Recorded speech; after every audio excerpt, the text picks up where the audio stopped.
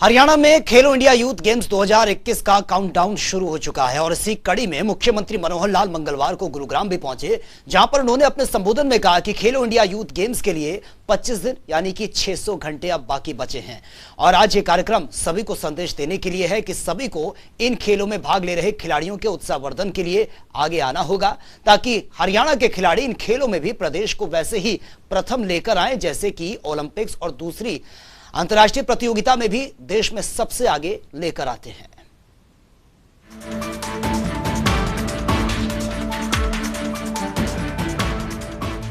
हरियाणा के मुख्यमंत्री मनोहर लाल मंगलवार को गुरुग्राम पहुंचे, जहां उन्होंने खेलो इंडिया की प्रमोशनल सेरेमनी में शिरकत की।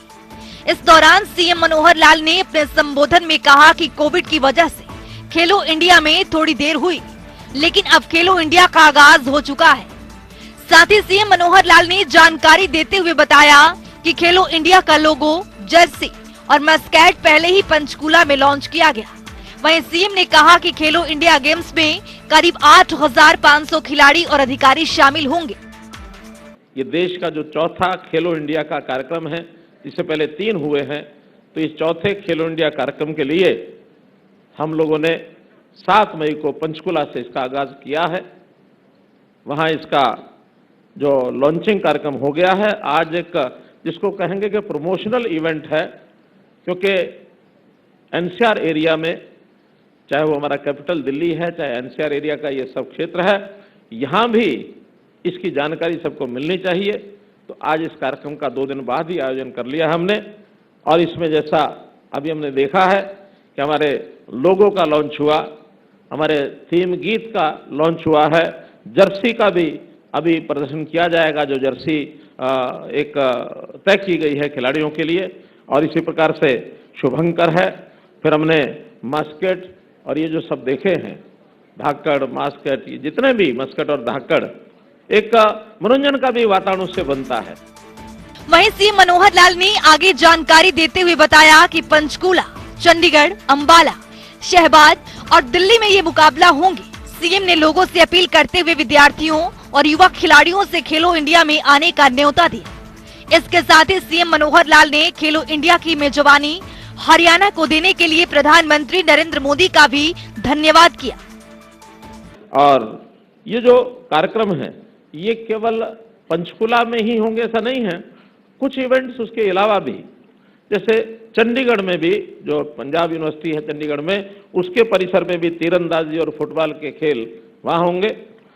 और अंबाला में तैराकी और जिम्नास्टिक्स, ये अंबाला में होगी।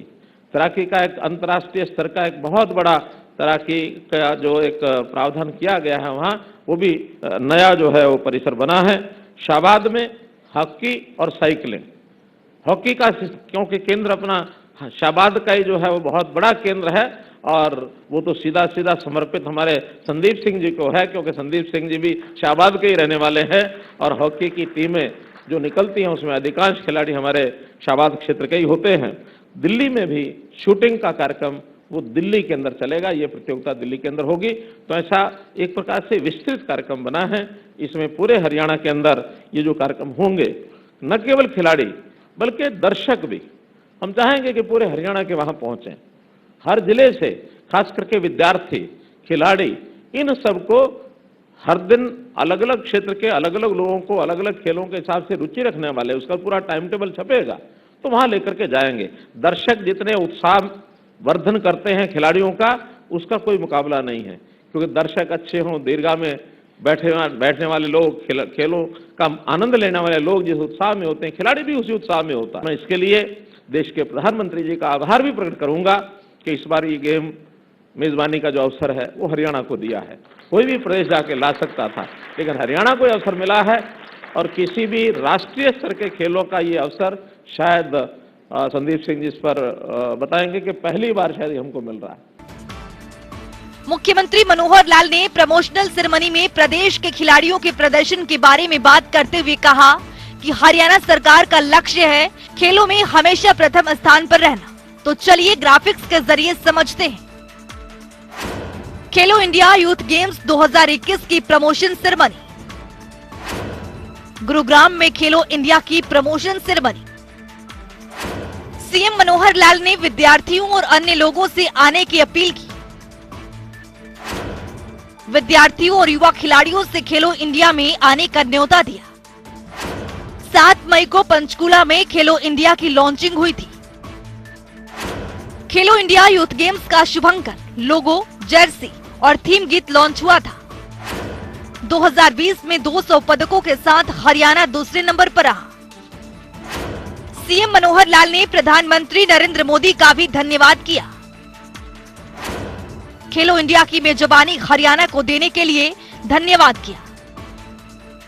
पदक विजेता को नगद पुरस्कार राशि देने वाला देश का पहला राज्य बना हरियाणा। ओलंपिक खेलों में स्वर्ण पदक विजेता को 6 करोड़ रुपए देने का प्रावधान। रजत पदक विजेता को 4 करोड़ रुपए नगद पुरस्कार देने का प्रावधान। कांस्य पदक विजेता को 2.5 करोड़ रुपए के नगद पुरस्कार का प्रावधान। मेडल विजेता के लिए इनाम में देश में अव्वल हरियाणा। खेलो इंडिया गेम्स में करीब 8,500 खिलाड़ी और अधिकारी होंगे शामिल। खेलो इंडिया गेम्स में खिलाड़ियों के लिए की गई हर मुमकिन तैयारी। अंबाला में बनाया गया अंतर्राष्ट्रीय खेल स्टेडियम। खिलाड़ियों को मिलेगा 5,000 रुपए से बढ़ाकर 20,000 रुपए प्रति माह। तेंजिंग नोर्गे राष्ट्रीय साहसिक पुरस्कार विजेताओं को 20,000 मिलेगा प्रति माह। भीम पुरस्कार विजेताओं को 5,000 रुपए प्रति माह मानदेय देने की शुरुआत। वहीं खेल राज्य मंत्री संदीप सिंह ने कहा कि पहले के मुकाबले प्रदेश में बेहतर खेल की सुविधाएं मिल रही हैं, ताकि प्रदेश में खिलाड़ियों को किसी तरह की कोई दिक्कत ना हो।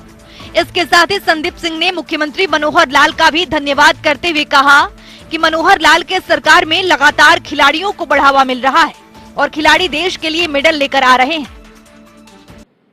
आज उससे कहीं गुना ज्यादा हरियाणा मेडल लेके आ रहा है, कहीं गुना ज्यादा खिलाड़ी हैं और उससे कहीं गुना ज्यादा माननीय मुख्यमंत्री जी ने हरियाणा प्रदेश को बजट दिया है।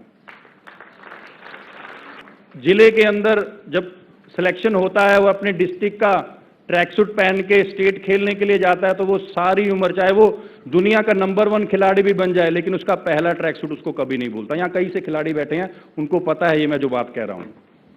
लेकिन आज वो टाइम पे ट्रैक सूट ऐसा होता था कि एक बार धो लो, दूसरी बार पहन नहीं सकते हो आप। आज ऐसी स्थिति कर दी है माननीय मुख्यमंत्री जी ने कि आपका ट्रैक सूट भी अच्छा होगा, डाइट भी अच्छी होगी, टूर्नामेंट्स भी होंगे और जो जीत के आएगा उसको किसी भी ऑफिस के चक्कर नहीं काटने पड़ेंगे। उनके ऑनलाइन उनको आपके अकाउंट्स में आपकी विजेता की जो राशि है उनको मिलेगी। ये पहली बार ऐसा हुआ है। मुख्यमंत्री मनोहर लाल ने कहा कि पिछले साल खेल इंफ्रास्ट्रक्चर पर 526 करोड़ रुपए खर्च किए गए थे। ग्रुप डी में 10%, ग्रुप सी में 3% और मेडलिस्ट के लिए ग्रुप ए और बी की नौकरी देना सुनिश्चित किया गया था। जनता टीवी के लिए पवन सिवर की रिपोर्ट।